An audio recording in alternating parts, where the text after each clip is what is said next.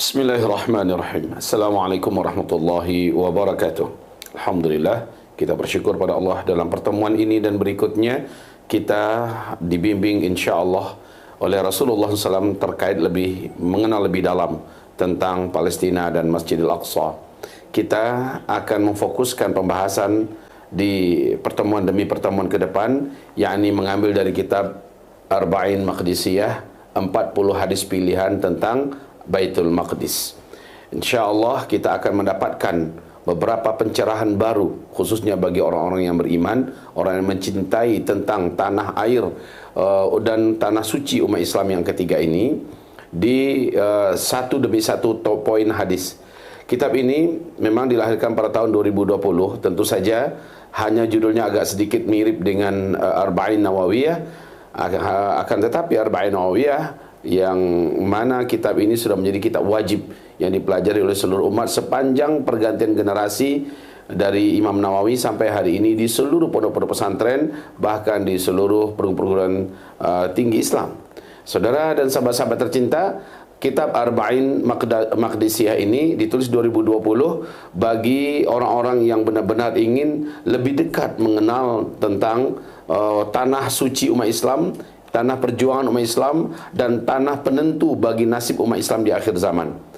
Mudah-mudahan tidak ada seorang pun di antara kita melainkan memastikan dirinya bergabung dalam pelajaran demi pelajaran, pertemuan demi pertemuan, satu hadis demi satu hadis.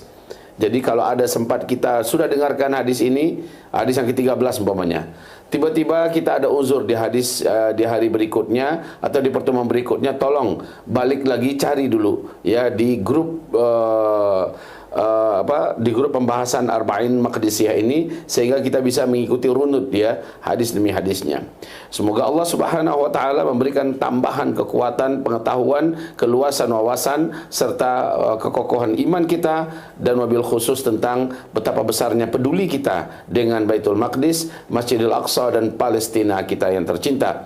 Mari saudara dan sahabat, infokan ini, kabarkan ini sebanyak-banyaknya kepada orang-orang soleh lainnya, kepada keluarga kita yang peduli dan penting dengan ilmu dan dengan Masjidil Aqsa kita, wabil khusus Palestina kita. Mudah-mudahan semua kita memiliki hati, memiliki citra, memiliki nilai, dan memiliki iman yang pada akhirnya akan sama di mata Allah Subhanahu wa taala. Amin ya Allah ya rabbal alamin. Billahi taufiq wal hidayah. Assalamualaikum warahmatullahi wabarakatuh. Bismillahirrahmanirrahim. Assalamualaikum warahmatullahi wabarakatuh. Innal hamdalillah wa syukra lah, la haula wa la quwata illa billah.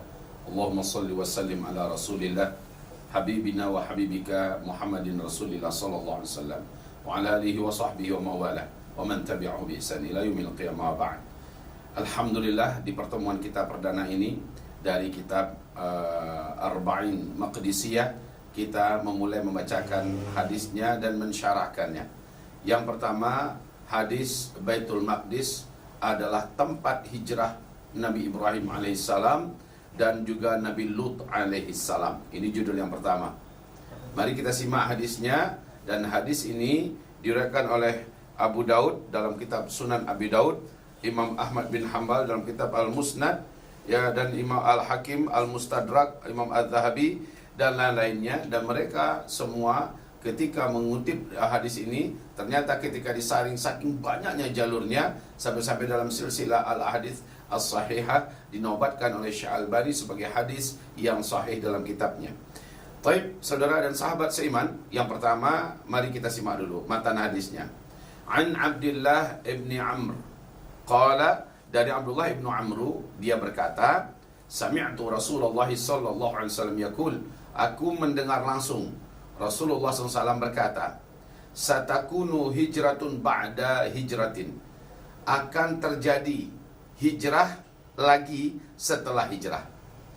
Mari kita syarahkan dulu hadis ini ya. Akan terjadi hijrah setelah hijrah.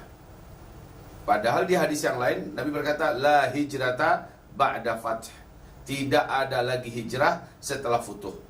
Nah, mari kita pertemukan dua kelompok riwayat hadis ini. Yang pertama, Nabi mengatakan satakunu hijrah ba'da hijrah, akan terjadi hijrah setelah hijrah. Setelah hijrah dari Mekah ke Madinah ya, kemudian terjadi futuh. Maka setelah futuh itu nggak ada lagi kisah hijrah. Jadi kisah hijrah hanya berlaku sebelum futuh Makkah, di zaman Nabi Muhammad sallallahu alaihi wasallam. Kisah Muhajirin wan Ansar itu diabadikan untuk orang-orang yang melaksanakan hijrah sebelum futuh Makkah. Makanya Nabi berkata, la hijrata ba'da fath.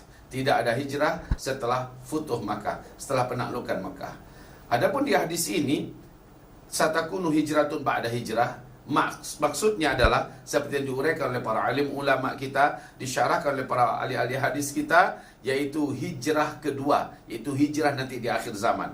Ini dipertegas oleh Nabi Muhammad sallallahu alaihi wasallam bahwa hijrah kedua yang sangat digalakkan oleh Rasulullah sallallahu alaihi wasallam, bahkan termasuk di antara solusi terkuat, solusi terbaik bagi umat ini untuk yang ingin selamat agamanya, untuk yang ingin selamat nyawanya, ingin selamat hartanya, ingin selamat keluarganya, ya, keturunannya, maka lakukanlah hijrah. Kemana hijrahnya? Mari dengarkan berikutnya. Fa khiyaru ahlil ardi alzamuhum muhajar Ibrahim. Fa khiyaru, maka sebaik-baik ahlul ardi, penduduk yang ada di muka bumi ini adalah alzamuhum, orang yang paling kuat, orang yang paling konsisten komitmen, orang yang paling kokoh, muhajara Ibrahim, bertempat tinggal di tempat hijrahnya Nabi Ibrahim. Allahu Akbar. Di mana ini yang dimaksud? Dijelaskan oleh para ulama kita, dimaksud di sini adalah tempat hijrahnya Nabi Ibrahim adalah Palestina, Baitul Maqdis. Masya Allah. Maka pada hari ini, ketika ada hadis seperti ini, dan Rasulullah berkata, manusia terbaik di muka bumi adalah manusia-manusia yang tetap bagaimanapun pahitnya tinggal di sana, walaupun beratnya tinggal di sana seperti yang dialami oleh saudara kita di Palestina hari ini, tapi ternyata mereka tetap tegar di sana. Mereka bertekad tidak akan pernah keluar, dan mereka berjanji akan terus berusaha berjihad dengan cara untuk tidak mengalah, untuk tidak pernah mau meninggalkan tanah airnya. Itu Palestina, Baitul Maqdis ini.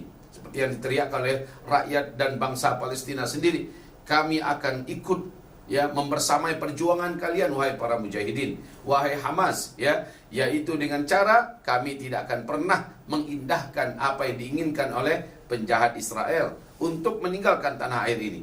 Bagi kami, keteguhan ketegaran kami mudah-mudahan menguatkan kalian. Kami juga siap untuk menerima kesyahidan walaupun dengan cara kami mati dibunuh atau kami mati kelaparan. Kami tetap akan di tanah air ini. Masya Allah, ya. Jadi ketika Rasulullah mengatakan fakhiyaru ahlil ardi alzamuhum muhajara Ibrahim, orang yang terbaik, penduduk yang terbaik di muka bumi ini adalah orang-orang yang tetap berpegang erat untuk tetap tinggal di negeri di mana Nabi Ibrahim hijrah ke sana, yaitu Palestina. Wabil khusus lagi adalah Baitul Maqdis. Masya Allah. Ini hadis Maqdisiyah kita yang pertama. Tapi belum selesai. Kita lanjutkan baca hadisnya. Wa yabqa fil ardi syiraru ahliha. Ketika ada orang-orang beriman dari berbagai penjuru dunia, nanti datang ke sana di puncak huru-hara, di puncak petaka, dunia perang di mana-mana, bencana alam juga tidak bisa dielakkan, terjadi hampir di berbagai negara, ya, kekacauan, kelaparan, keributan, chaos, tidak bisa dielakkan. Untuk bisa selamat itu kecil peluangnya.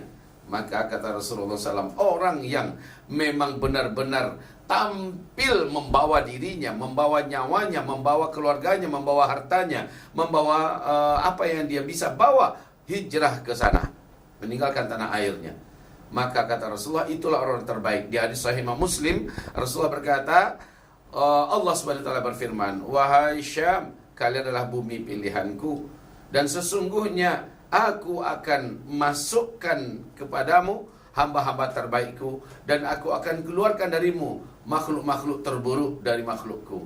Siapa yang makhluk terburuk? Israel terlaknat.